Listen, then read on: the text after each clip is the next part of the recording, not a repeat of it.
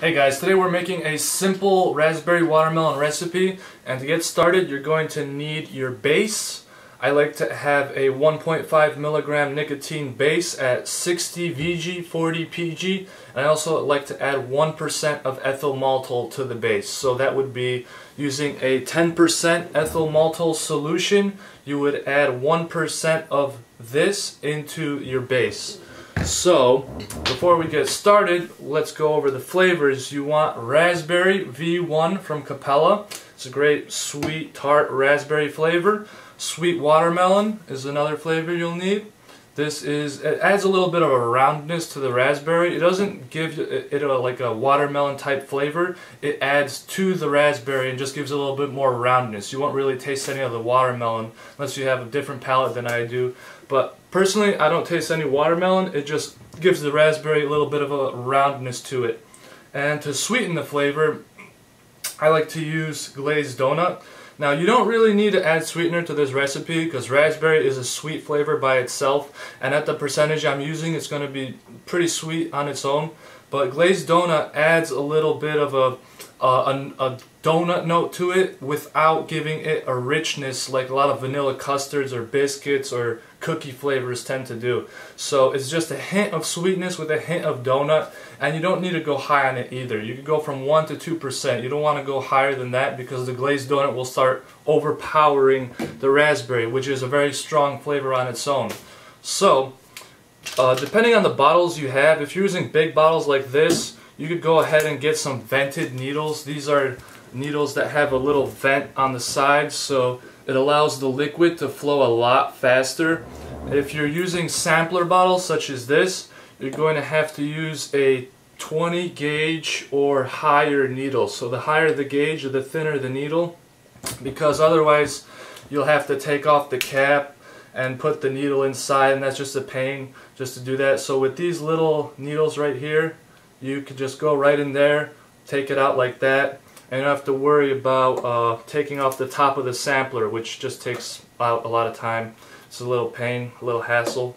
So you got yourself a 10 ml bottle. I like to use 10 ml bottles. It just keeps the ratio simpler. So if you have 3% of a recipe, you know it's 0.3 mLs. You don't have to multiply it by 2 if you have a 20 ml bottle or anything like that. So you want to add 10% of raspberry to the flavor you're making, to the bottle of juice you're making. So it will be 1 ml for a 10 ml bottle.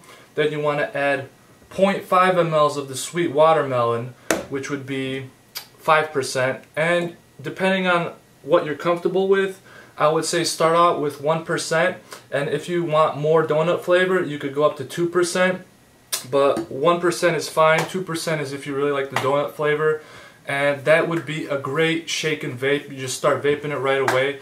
The raspberry watermelon was actually the first recipe I've ever started selling, and it's a favorite of people for a very long time. A lot of people quit smoking with just that flavor. The donut is a little bit of a nice addition to it. If you like to add a little bit of a more rich note to it, vanilla custard at 1% is a great way to make it more of a custardy type flavor.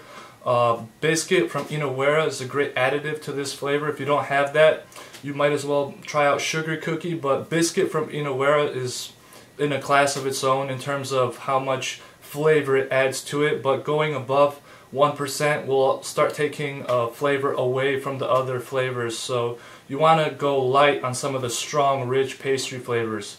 And let me know what you think of this recipe.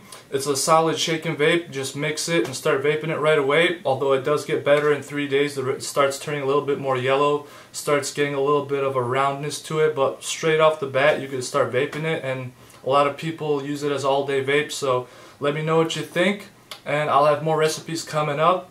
And I'm mostly preferring to make fruit flavors, so if you have any fruit flavors you want me to comment on, that's my specialty. Custard flavors and pastry flavors I've been working on a lot recently, but it's not my specialty. So I'm working hard on making better pastry flavors and better custard flavors, but fruit flavors, that's what I do. So let me know what you think, and if you have any requests for any flavors, I have pretty much all the Flavor West, a lot of the Flavor Apprentice, a lot of Inawera, a little bit of Flavor Art, a little bit of Euro flavor, pretty much the entire Capella line.